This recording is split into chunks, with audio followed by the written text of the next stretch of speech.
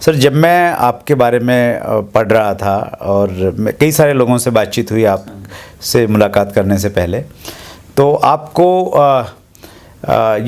Speed master के रूप में जाना जाता है। तो जब आप इंडस्ट्री में आए, आपने बहुत तेज़ी के साथ में काम किया और फिर एक ऐसा फेज आया जब आप इंडस्ट्री से दूर हो गए और फिर दोबारा आपने शुरू किया, तो फिर उसी स्पीड के साथ में काम शुरू किया। तो दो चीज़ें हम लोग जानना चाहते हैं। पहला, वो ऐसी कौन सी चीज़ थी जिसकी वजह से आपने इस इंडस्ट्री को छोड़ दिया था, और फिर ऐसी वो कौन सी वजह थी जिसकी वजह से आपको लगा कि मुझे दोबारा इंडस्ट्री में आना चाहिए?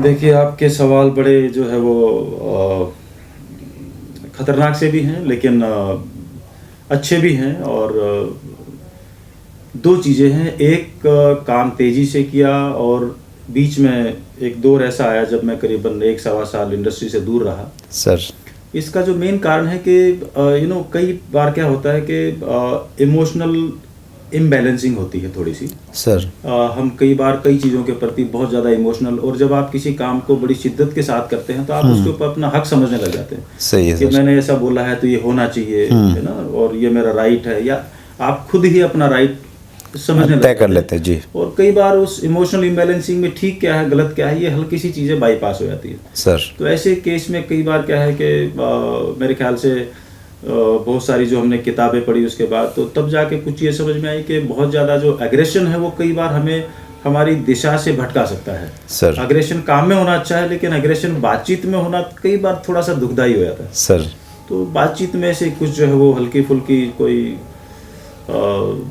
मिसअंडरस्टैंडिंग हुई, कुछ हल्का फुल्का हो टॉप हो गया, तो एक यूँ समझ लिए कि हल्की सी जिद थी जो 1-1.5 साल जो है वो बिजनेस से दूर हुए। राइट। तो वो एक कारण था। और दूसरा जो आपका एक और सवाल था, मिस हो गया मेरे से। मेरा दूसरा प्रश्न ये था सर कि ऐसी कौन सी वजह थी जो आपको दोबारा इंडस्ट्री में लेके आई?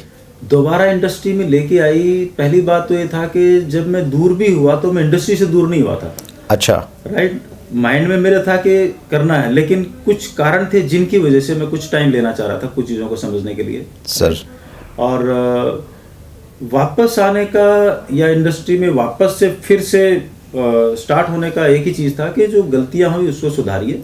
Right sir. और उसको वापस से रिपीट मत कीजिए। नंबर 2, विजन मेरे को पहले दिन से क्लियर था। तो मुझे मालूम था कि मैं अपने गुस्से को ज़्यादा दिन मेरे पास रखूंगा तो मैं अपना ही नुकसान करूंगा। राइट।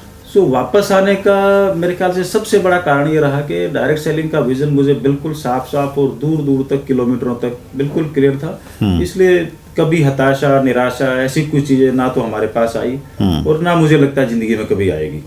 तो वो जो भी दौर था मेरे ख्याल से उसने हमें मजबूत ही बनाया, कमजोर नहीं बनाया। तो मतलब हम लोग यूँ समझे कि अगर कुछ लोगों ने किसी वजह से इंडस्ट्री को छोड़ दिया है और वो सोच रहे हैं कि यार छोड़ दिया है तो छोड़ दिया है, अगर उनका विज़न क्लियर है यहाँ को लेके तो उन्हें रीस्टार्ट करना चाहिए। बिल्कुल रीस्टार्ट करना चाहिए, क्योंकि जिसने भी कभी न कभी कोई न कोई छोड़ा हुआ उसने कोई इमोशनल डिसीजन की वजह से कुछ न कुछ गलती की है। Right sir.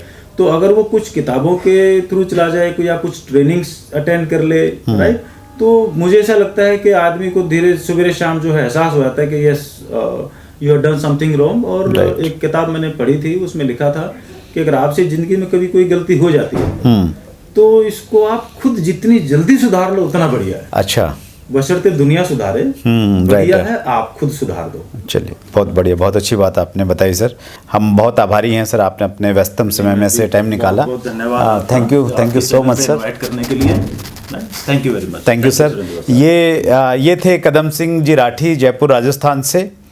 इंडस्ट्री का एक बहुत बड़ा नाम है। धन्यवाद। Thank you very much.